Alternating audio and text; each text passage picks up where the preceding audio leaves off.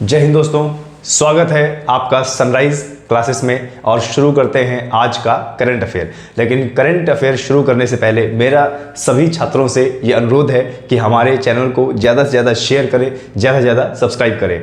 कैसे current affair पढ़ा जाता है और कितनी चीज़ें हमें याद रखनी होती हैं और कैसा जीके हमारे एग्जाम में आता है, ये सब हम इस वीडियो के माध्यम से डिस्कस करेंगे आपसे। और साथ करंट अफेयर के साथ साथ कुछ स्टैटिक जीके भी हम इसमें देखने की कोशिश करेंगे और कुछ मैप भी देखने की कोशिश करेंगे। क्लियर है? क्योंकि हमारा लक्ष्य क्या है, किसी भी हालत में अपने एग्जाम को निकालना, किसी भी हालत में सरकारी पद लेकर रहना। ठीक है, तो चलिए शुरू करते हैं आज के करंट अफेयर। लेकिन उससे पहले आपको बता दें, सनराइज क्लासेस जो ये हमारा ऑनलाइन प्लेटफॉर्म है, ये सनराइज करियर एकेडमी का ही प्लेटफॉर्म है। जो छात्र भारतीय सेना अग्निवीर जैसे Indian army, GD Indian army, clerk Indian army, tradesman Indian army, technical या इंडियन आर्मी नर्सिंग असिस्टेंट की तैयारी चाहते हैं, तो उनके लिए सनराइज करियर एकेडमी, जहां पर हमारा ऑफलाइन बैच चलता है और कैप्टन एस कुमार सर जो कि भारतीय सेना से रिटायर्ड है, उनके नेतृत्व में बच्चों को निःशुल्क फिजिकल, मेडिकल और रिटन की क्लासेस दी जाती हैं। तो जो भी छात्र कैप्टन एस कुमार सर के नेतृत्व में तैयारी करना चाहता है वह हमसे संपर्क करें और हमारा जो संपर्क सूत्र है वह हमारे डिस्क्रिप्शन में दिया हुआ है। ठीक है, कैप्टन एस कुमार के सर के नेतृत्व में अभी तक 3 से 4 सालों के अंदर इनके नेतृत्व में 150 से ज्यादा बच्चे इंडियन आर्मी ज्वाइन कर चुके हैं। तो जो भी छात्र सपना है वर्दी पहनने का, ज्वाइन करें सनराइज करियर एकेडमी की ऑफलाइन क्लासेस। ठीक है, चलिए आगे बढ़ते हैं। आज का जो करंट अफेयर है, करंट अफेयर के साथ साथ हम स्टैटिक जीके भी देखेंगे और अपने जीके को मजबूत करने की कोशिश करेंगे। क्लियर है? तो चलिए आज का पहला जो करंट अफेयर है देख लेते हैं कि पहला करंट अफेयर क्या है आज। मिशन नंद बाबा, मिशन नंद बाबा। ठीक है, ये है क्या भाई? मिशन नंद बाबा। ठीक है, पूरे भारत में कोई ना कोई राज्य अपनी योजनाएं निकालता रहता है, तो ये आपको पता होना चाहिए कि किस राज्य की कौन सी योजना है। अभी हाल ही में मिशन नंद बाबा यूपी राज्य यानी उत्तर प्रदेश राज्य ने निकाली है। अब इस मिशन में है क्या, क्यों ये निकाला जा रहा है, तो आपको बता दें, मिशन नंद बाबा के तहत उत्तर प्रदेश में दूध का उत्पादन करने वाले जो भी किसान है, जिन किसानों के पास डेयरी है या फिर जो किसानों के पास गाय है, भैंसे हैं और जो रोजाना अपना दूध डेयरी पहुंचा रहे हैं, उनकी आय को दोगुना करना या उनकी आय को बढ़ाना, उन किसानों को टारगेट किया गया है। ठीक है, आपसे पूछा जा सकता है कि मिशन नंद बाबा के तहत किसकी चर्चा की गई है, तो मिशन नंद बाबा के तहत दूध उत्पादन करने वाले किसानों की बात की गई है। क्लियर है? मिशन नंद बाबा के तहत उत्तर प्रदेश में दूध का उत्पादन करने वाले किसानों की आय बढ़ाने का प्रयास होगा और इसके लिए राज्य सरकार नंद बाबा दुग्ध मिशन पर अगले 5 वर्षों में 1000 करोड़ रुपए खर्च किया जाएगा। कि कैसे जो किसान दूध उत्पादन कर रहे हैं, गाय भैंसों को रख रहे हैं, भेड़ बकरियों को रख रहे हैं, उनकी आय को कैसे बढ़ाया जाए, इसके लिए अगले 5 साल में सरकार 1000 करोड़ रुपए खर्च करेगी। तो ये कहां की स्कीम है? ये यूपी की स्कीम है। तो अगर यूपी की स्कीम है तो हमारे लिए यूपी जीके के लिए बहुत ज्यादा इंपॉर्टेंट है। ठीक है, अब एक चीज बता दें, एग्जाम में ये शब्द बहुत आता है, ऑपरेशन फ्लड। क्या है भैया? Operation flood. ठीक है, या फिर आप बोल सकते हो ऑपरेशन बाढ़, ऑपरेशन बाढ़। ठीक है, ध्यान दीजिएगा, ऑपरेशन बाढ़। तो एग्जाम में आता है कि ऑपरेशन बाढ़ किससे संबंधित है, ऑपरेशन बाढ़ संबंधित किससे है? तो मैं आपको बता दूं, ऑपरेशन बाढ़ संबंधित है किससे? दूध से। कि पूरे भारत में ऑपरेशन बाढ़ के तहत पूरे भारत में सबसे ज्यादा दूध का उत्पादन किया जाए। क्लियर है? और अगर पूरे आपके एग्जाम में आ जाए, यदि आपके एग्जाम में आ जाए कि पूरे विश्व में दूध उत्पादन में कौन सा देश अग्रणी है, तो दूध उत्पादन में कौन सा देश अग्रणी है भाई? भारत। दूध उत्पादन में कौन सा देश अग्रणी है? भारत। और आपको बता दें, हमारे भारत में दूध इतना ज्यादा उत्पादन किया जाता है कि किसी भी देश में दूध उत्पादन इतना नहीं होता। और सबसे ज्यादा पशुधन भी किसके पास है? भारत के पास। सबसे ज्यादा पशुधन भी किसके पास है? भारत के पास है। क्लियर है? और एक चीज और कभी कभी यूपी जी का भी प्रश्न आता है, सबसे ज्यादा जो भैंस है वह किनके पास है? सबसे ज्यादा भैंस है यूपी के पास। ठीक है, ध्यान देना। दूध की बात हो रही है तो दूध देने वाले प्राणी की ही बात कर लेते हैं। भैंस सबसे ज्यादा किसके पास है? यूपी के पास। पशुधन सबसे ज्यादा किसके पास है? यूपी के पास। पूरे भारत में सबसे ज्यादा दूध का उत्पादन कौन करता है? यूपी। और पूरे विश्व में सबसे ज्यादा दूध का उत्पादन करता है क्या? भारत। क्लियर है? तो ये आपको याद रखना है। क्लियर है? इसी के साथ साथ यूपी की कुछ और योजनाएं भी आपको याद रखनी है, जैसे बाल श्रमिक विद्या योजना। बाल श्रमिक विद्या योजना ये भी यूपी की है। और एक जिला एक खेल योजना, एक जिला एक खेल योजना ये भी कहां की है? ये भी यूपी की है। क्लियर है? तो ध्यान देना, इस तरीके से आपको पढ़ना चाहिए। जब भी आप कोई टॉपिक पढ़ते हैं तो उसकी चारों दिशाओं की नॉलेज आप लोगों को होनी चाहिए। क्लियर है? आगे बढ़ते हैं, नेक्स्ट देख लेते हैं। ये है, देखिए दोस्तों, यूपी का मैप। यूपी के मैप बेस्ड क्वेश्चन भी बहुत सारे आते हैं। यूपी के मैप बेस्ड क्वेश्चन भी बहुत सारे आते हैं। ये हमारा यूपी का मैप है। कभी कभी एग्जाम में पूछ लिया करता है, जो उत्तर प्रदेश से रिलेटेड जो यूपी के जो एग्जाम होते हैं उसमें पूछ लिया करता है मैप बेस्ड क्वेश्चन, तो आपको पता होना चाहिए। खैर, थोड़ा सा डिस्कस करते हैं आज। ये हमारा उत्तर प्रदेश का मैप है। उत्तर प्रदेश का सबसे उत्तरी जिला क्या है भैया? सहारनपुर। ठीक है, ध्यान दीजिएगा। उत्तर प्रदेश का सबसे उत्तरी जिला कौन सा है? सहारनपुर। और सबसे पश्चिमी जिला यहां पर, सबसे पश्चिमी जिला यहां पर क्या है भाई? शामली। क्या है? शामली। ठीक है, सबसे पश्चिमी जिला क्या है? शामली। और सबसे दक्षिणी जिला की बात करें तो ये यहां पर है सोनभद्र। ये यहां पे क्या है भैया? सोनभद्र। सबसे दक्षिणी जिला क्या है? सोनभद्र। और सबसे पूर्वी जिला की बात करें तो यहां पर क्या है भैया? बलिया। यहां पे क्या है? बलिया। क्लियर है? ध्यान देना, ये काफी बार एग्जाम में आता है। हमारे उत्तर प्रदेश का सबसे उत्तरी जिला क्या है? सहारनपुर। और सबसे पश्चिमी जिला क्या है? शामली। और सबसे दक्षिणी जिला क्या है? सोनभद्र। और सबसे पूर्वी जिला क्या है? बलिया। याद रखने का तरीका क्या है? Triple SB. याद करने का तरीका क्या है भाई? Triple SB. कैसे ट्रिपल एसबी? देखो, एस से सहारनपुर, और एस से शामली, और एस से क्या? सोनभद्र, और बी से क्या है भाई? बलिया। ठीक है, सबसे उत्तरी, पश्चिमी, पूर्वी और दक्षिणी, ये याद करने का तरीका है आपका। सोनभद्र को देखा जाए, ये यहाँ पर, ये हमारा जो सबसे दक्षिणी जिला है ये सोनभद्र है। और सोनभद्र के जीके जैसे बहुत एग्जाम में पूछा जाता है सोनभद्र के बारे में। क्यों? क्योंकि सोनभद्र 4 राज्यों से टच है। जो हमारा सोनभद्र जिला है यह 4 राज्यों को टच करता है। अब 4 राज्यों को कैसे टच करता है जरा देखिए। इधर ये टच होता है किससे? एमपी से। और नीचे से ये टच होता है किससे? छत्तीसगढ़ से। किससे भाई? छत्तीसगढ़ से टच होता है। इधर ये झारखंड से टच होता है। और इधर अगर देखा जाए तो ये टच होता है किससे? बिहार से। तो टोटल कितने राज्य हुए भाई? टोटल कितने राज्य हुए? 4 राज्यों से। काफी बार ये एग्जाम में पूछा जाता है कि उत्तर प्रदेश का वह कौन सा जिला है जो 4 राज्यों से टच होता है? वो है सोनभद्र। एमपी से, छत्तीसगढ़ से एमपी 1, छत्तीसगढ़ 2, और झारखंड 3, और बिहार क्या? 4। यानी सोनभद्र कितने राज्यों से? 4 राज्यों से। क्लियर है? अब देखिए, जो हमारा उत्तर प्रदेश है, उत्तर प्रदेश 8 राज्य, ध्यान देना, 8 राज्य से अपनी सीमा बनाता है और एक केंद्र शासित प्रदेश। क्लियर है? ये ध्यान देना, 8 राज्य से अपनी बाउंड्री बनाता है। यानी 8 राज्य हमारे उत्तर प्रदेश से टच होते हैं और एक केंद्र शासित प्रदेश। तो टोटल कितने हो गए भैया? 9। और एक देश से भी लगता है। और देश क्या है भैया? नेपाल। देश क्या है भैया?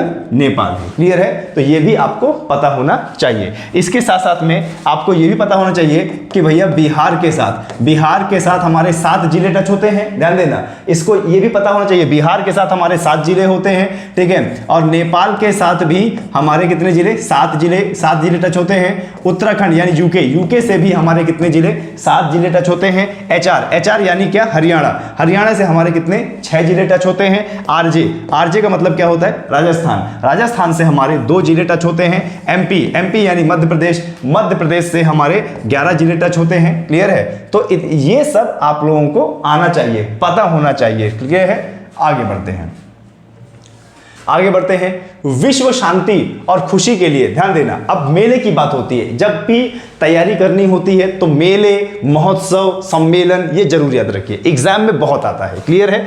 विश्व शांति और खुशी के लिए लेह में बौद्ध भिक्षुओं और ननों द्वारा वार्षिक 5 दिवसीय उत्सव लद्दाख मोनम लद्दाख मोनलम चेनमो, लद्दाख मोनलम चेनमो मनाया जाता है। क्लियर है? तो ध्यान दीजिएगा। अभी विश्व शांति और खुशी के लिए लेह में बौद्ध भिक्षुओं और ननों द्वारा कौन सा महोत्सव मनाया गया है? लद्दाख मोनलम चेनमो। क्लियर है? आपके एग्जाम में लद्दाख से रिलेटेड प्रश्न आ सकते हैं, क्योंकि आजकल लद्दाख के करंट अफेयर बहुत ज्यादा आ रहे हैं। तो लद्दाख को हर तरीके से आप याद कीजिए। लद्दाख अभी हमारा क्या है? यूटी है। यूटी का मतलब क्या? केंद्र शासित प्रदेश है। क्लियर है? लद्दाख हमारा क्या है? अभी केंद्र शासित प्रदेश है। कब बना? तो बना है ये सन 2019 में। अभी यहां पर कौन सा महोत्सव मनाया गया है? ये मनाया गया मोनलम चेनमो। ठीक है? एग्जाम में आपसे यूं ही डायरेक्टली पूछा जा सकता है कि विश्व शांति के लिए लद्दाख के जनजातियों द्वारा कौन सा महोत्सव मनाया जाता है? तो उत्तर क्या होगा? मोनलम चेनमो। क्लियर है? चलिए आगे बढ़ते हैं और देख लेते हैं। लद्दाख में एक और है जो बार बार एग्जाम में आता है, हेमिस महोत्सव। लद्दाख में एक और जो हेमिस महोत्सव है ये मनाया जाता है। इसको भी ध्यान रखना, नागालैंड मत लगा दीजिएगा। नागालैंड का जो है वो हॉर्नबिल है। ध्यान देना, नागालैंड का क्या है? हॉर्नबिल। इसकी भाषा और ये शब्द ऐसे लिखे होते हैं, आपको लगेगा सिक्किम है, नागालैंड है या नेपाल है, लेकिन आपको बता दें ये जो हेमिस है, हेमिस महोत्सव मनाया जाता है कहां पे? लद्दाख में। ठीक है? चलिए आगे बढ़ते हैं।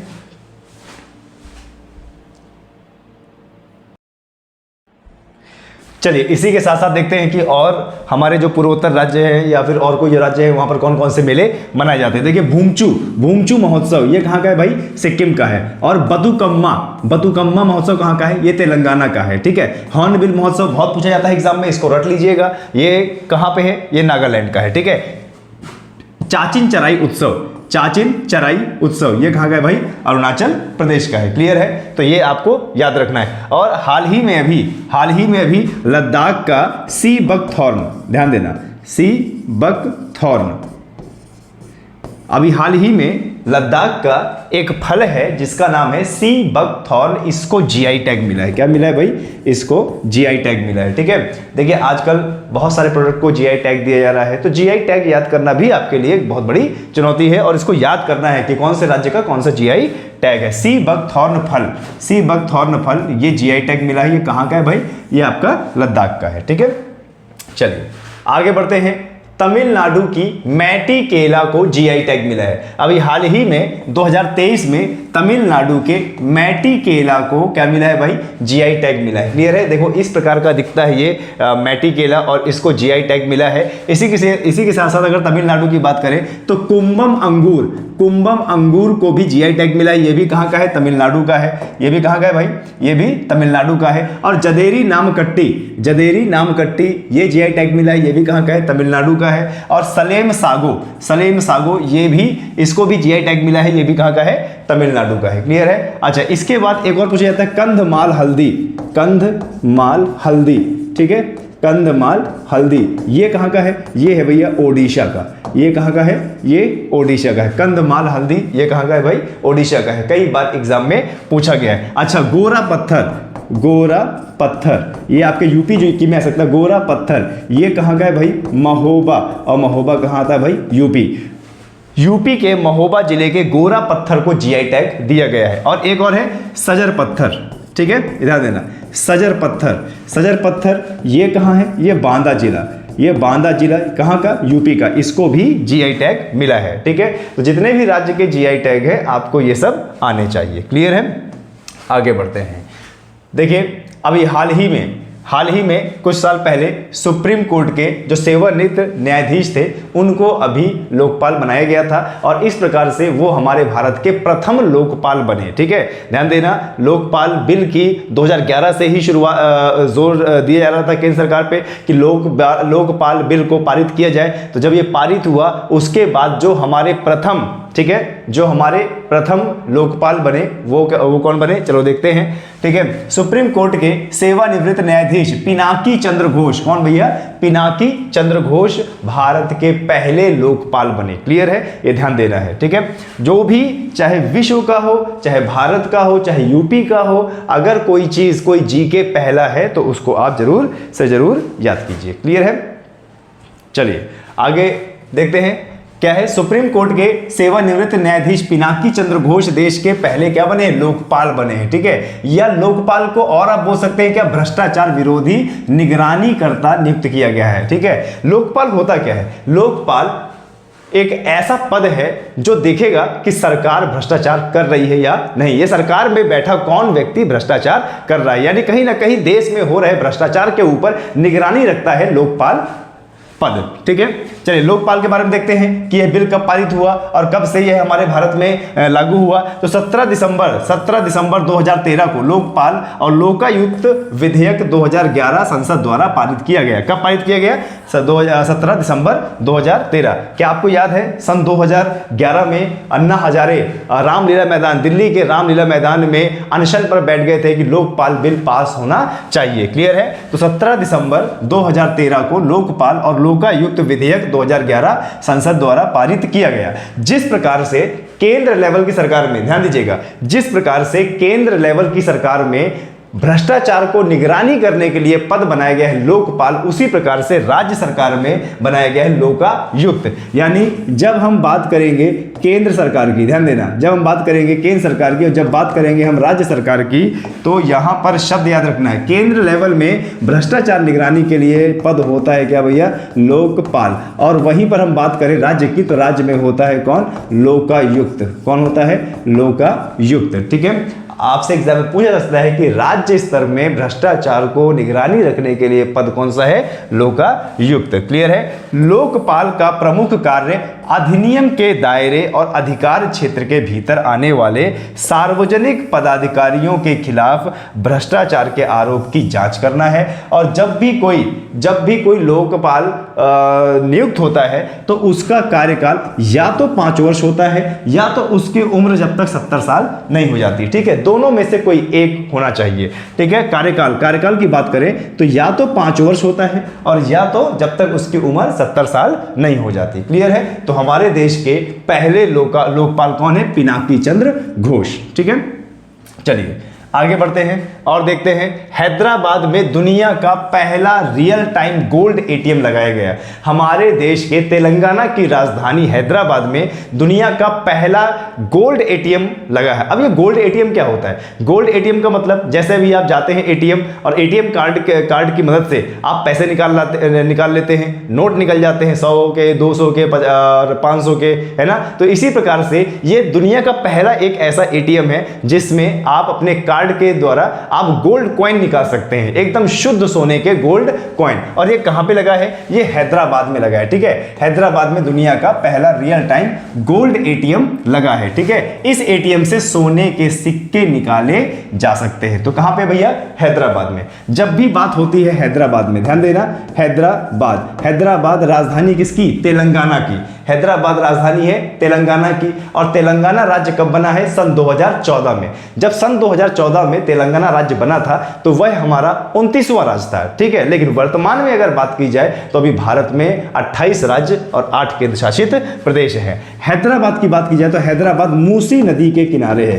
किसके किनारे भैया, मूसी नदी के किनारे। क्लियर है, ये काफी बार एग्जाम में पूछा जाता है कि हैदराबाद किस नदी के किनारे है, तो उत्तर क्या होगा इसका, मूसी नदी होगा। क्लियर है, हैदराबाद पहले किसकी राजधानी था, ये आंध्र प्रदेश की राजधानी था। ठीक है, हैदराबाद जो प्लेस है, हैदराबाद जो सिटी है, ये पहले किसकी राजधानी थी, आंध्र प्रदेश की। लेकिन जब विभाजन हो गया और आंध्र प्रदेश के बाद आंध्र प्रदेश से ही 2014 में, ध्यान दीजिएगा, 2014 में जब तेलंगाना को बनाया गया तो हैदराबाद राजधानी हो गई किसकी, तेलंगाना की। ठीक है, तेलंगाना की। तो ये चीज आपको याद रखना है। ठीक है, हैदराबाद किस नदी किनारे है, मूसी नदी किनारे है। और तेलंगाना एक स्थलबद्ध राज्य है। स्थलबद्ध राज्य यानी यह किसी समुद्र को टच नहीं करता। किससे निकाला गया है, आंध्र प्रदेश से। तो अब आंध्र प्रदेश की राजधानी क्या है, आंध्र प्रदेश की राजधानी है अमरावती। ठीक है, क्या है, अमरावती। क्लियर है, देखिए ये है गोल्ड एटीएम। आगे बढ़ते हैं, उत्तर प्रदेश के बरेली का, ध्यान दीजिएगा, उत्तर प्रदेश के उत्तर प्रदेश के बरेली का भारतौल सभी ग्रामीणों के घर तक आरओ का पानी पहुंचने वाला प्रदेश का पहला गांव बना है। क्लियर है? उत्तर प्रदेश का जो बरेली जनपद है, और बरेली जनपद में जो भरतौल गांव है, भरतौल गांव एक ऐसा गांव बना है जहां पर सभी घर में आरओ का पानी सप्लाई होता है। यानी भारत का ये एकमात्र एक ऐसा गांव बना है जहां पर पूरे गांव भर में आरओ का पानी सप्लाई होता है। क्लियर है? तो उत्तर प्रदेश का कौन से जनपद का? बरेली जनपद का भारतौल गांव। तो यानी हमारे यूपी जीके के लिए भी बहुत ज्यादा इंपॉर्टेंट हो गया। देखिए इस प्रकार से आरओ लगा है और पूरे गांव में घर घर इसकी सप्लाई होती है। क्लियर है? देखिए जब भी देश विदेश में या जिले में या राज्य में कोई चीज पहली होती है ना, तो उसको तुरंत लिखिए। क्यों? क्योंकि पहली चीज, प्रथम, ये हमेशा एग्जाम में आता है। क्लियर है? चलिए बात करते हैं आगे। यूपी की बात हुई है तो यूपी में थोड़ा सा और देख लेते हैं। अमरोहा का ढोलक, ठीक है, अमरोहा का ढोलक, ढोलक इसको क्या मिला है? इसको जीआई टैग मिला है। क्या मिला है? जीआई टैग मिला है। अमरोहा का ढोलक, इसको क्या मिला है? जीआई टैग मिला है। क्लियर है?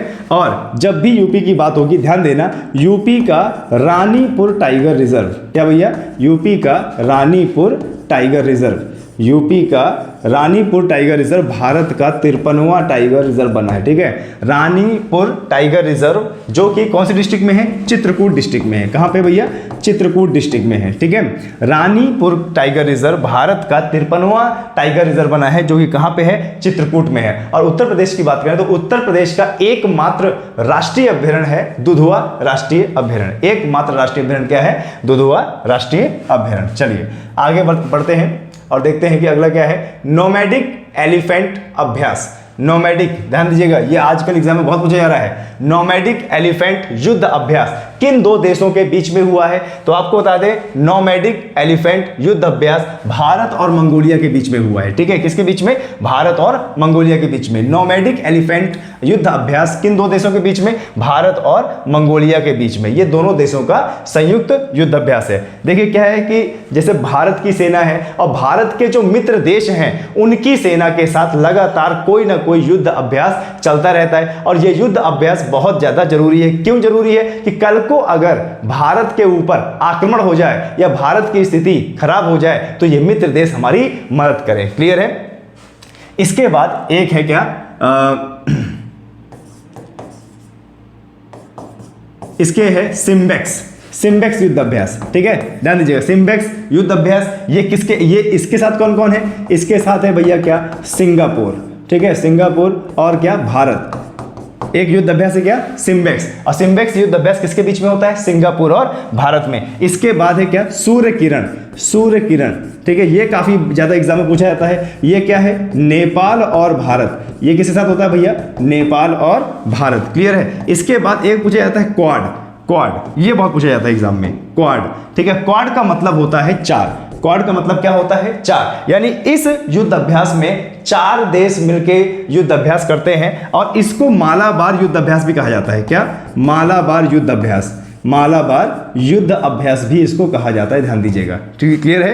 क्वाड को मालाबार युद्ध अभ्यास भी कहा जाता है। क्वाड का मतलब होता है चार, यानी इसमें चार देश मिलकर युद्ध अभ्यास करते हैं। तो चार देश कौन कौन से जरा देखिए, इसमें है भैया भारत, और क्या है भैया इसमें? अमेरिका, इसमें अमेरिका है, और क्या है इसमें? इसमें जापान है, और इसमें क्या है? ऑस्ट्रेलिया, और क्या है भैया? ऑस्ट्रेलिया। ये चार देशों का संयुक्त युद्ध अभ्यास होता है जिसको बोलते हैं क्वाड, या फिर इसी को बोलेंगे मालाबार युद्ध अभ्यास। तो ये सब आपको पता होना चाहिए। क्लियर है? चलिए आगे बढ़ते हैं। चलिए, तो ये हुआ, आपने देख लिया सिम्बेक्स, देख लिया सूर्य किरण, देख लिया क्वाड, देख लिया। क्लियर है? तो ये आपको पता होना चाहिए। ठीक है, चलिए आगे बढ़ते हैं। छात्रों, अगर आपको हमारी क्लास अच्छी लग रही है तो शेयर जरूर करें, अपने अपने स्टेटस में लगाएं और दूसरों को भी बताएं। ठीक है, और हम दिन पर दिन अपने लेक्चर्स में क्वालिटी लाएंगे और एक से एक ऐसा जीके बताने की कोशिश करेंगे जो आपके एग्जाम में आ सकता है। बस मेरा यही आपसे रिक्वेस्ट है कि हमारे इस नए प्लेटफॉर्म को, नए चैनल को आप ज़्यादा से ज़्यादा शेयर करें और दूसरों को भी बताएं। ठीक है, चलिए आगे बढ़ते हैं। ऑपरेशन सर्द हवा, ऑपरेशन सर्द हवा, भारत सरकार ने ऑपरेशन सर्द हवा चलाया। ठीक है, भारत सरकार ने ऑपरेशन सर्द हवा चलाया। क्यों चलाया, बताते हैं। देखिए क्या होता है कि जो हमारे भारत का जो पश्चिमी क्षेत्र है, यानी जैसे राजस्थान है, पंजाब है, हरियाणा है, यहाँ पर जब बीएसएफ ड्यूटी देती है और जनवरी के समय में यहाँ पर जब ज़्यादा धुंध होती है तो क्या होता है कि धुंध की वजह से जो विजिबिलिटी है वो कम हो जाती है और पाकिस्तान से घुसपैठियों की जो हरकतें हैं वो ज़्यादा हो जाती है। नतीजा बीएसएफ के जवानों को टैकल करने में, उन आतंकवादियों को टैकल करने में परेशानी होती है। तो इस चीज को रोकने के लिए, घुसपैठियों को रोकने के लिए बीएसएफ ने चलाया है क्या, ऑपरेशन सर्द हवा। ठीक है, ऑपरेशन सर्द हवा पाकिस्तान और राजस्थान के बीच अंतरराष्ट्रीय सीमा पर कड़ी निगरानी रखने के लिए शुरू किया गया था और इस अभियान के तहत बीएसएफ के जवान सीमा के निकट पुलिस थाना क्षेत्रों के आसपास आधुनिक हथियारों के साथ गश्त करेंगे और ऐसे उपकरण का इस्तेमाल करेंगे जिनसे उन्हें धुंध पे भी चौकसी बनाए रख सकते हैं और जो घुसपैठी हैं उसमें नजर रख सकते हैं। क्लियर है? चलिए आगे बढ़ते हैं। भारत सरकार द्वारा चलाए गए कुछ और ऑपरेशन को देख लेते हैं जो एग्जाम में पूछा जा सकता है। ठीक है, जैसे ऑपरेशन अमृत। जैसे क्या है भाई, ऑपरेशन अमृत। अब ऑपरेशन अमृत केरल सरकार ने चलाया। किसने? केरल सरकार ने। केरल सरकार द्वारा एंटीबायोटिक दवाओं के उपयोग को कम करने के लिए। ठीक है, ऑपरेशन अमृत केरल सरकार द्वारा एंटीबायोटिक दवाओं के उपयोग को कम करने के लिए चलाया गया। आगे देखते हैं ऑपरेशन अजय। ऑपरेशन अजय चलाया गया भारत सरकार द्वारा इजराइल हमास युद्ध के दौरान इजराइल से भारतीयों को वापस लाने के लिए ऑपरेशन अजय चलाया गया। या आपको पता ही है ना, भी हाल ही में हमास ने इजराइल के ऊपर, गाजा पट्टी के ऊपर ताबड़तोड़ 5000 रॉकेट उन्होंने लॉन्च किया। तो वहां पर अभी युद्ध चल रहा है, तो वहां पर जो भारतीय फंसे हुए थे उन भारतीयों को निकालने के लिए ऑपरेशन अजय चलाया गया। या देश याद रखना है इजराइल। कहां से भाई? इजराइल से निकालने के लिए। क्लियर है? ऑपरेशन चक्र 2। ऑपरेशन चक्र 2, इसके तहत सीबीआई द्वारा साइबर अपराध माफिया को खत्म करने के लिए यह ऑपरेशन चलाया गया है। ऑपरेशन चक्र 2। ऑपरेशन आयरन स्वॉर्ड और ऑपरेशन आयरन स्वॉर्ड, ये बहुत इंपॉर्टेंट है, ये एग्जाम में आया हुआ है। ऑपरेशन आयरन स्वॉर्ड इजराइल ने हमास के खिलाफ जारी लड़ाई का कोड नाम दिया है। जो अभी इजराइल और हमास के बीच जो लड़ाई हो रही है उसका कोड नाम दिया है क्या? Operation Hamas. Operation sword. Operation सजग। ऑपरेशन सजग भारतीय तट रक्षक बल द्वारा तटीय सुरक्षा को बढ़ाने के लिए सभी हितधारकों को शामिल करना। ऑपरेशन त्रिनेत्र 2।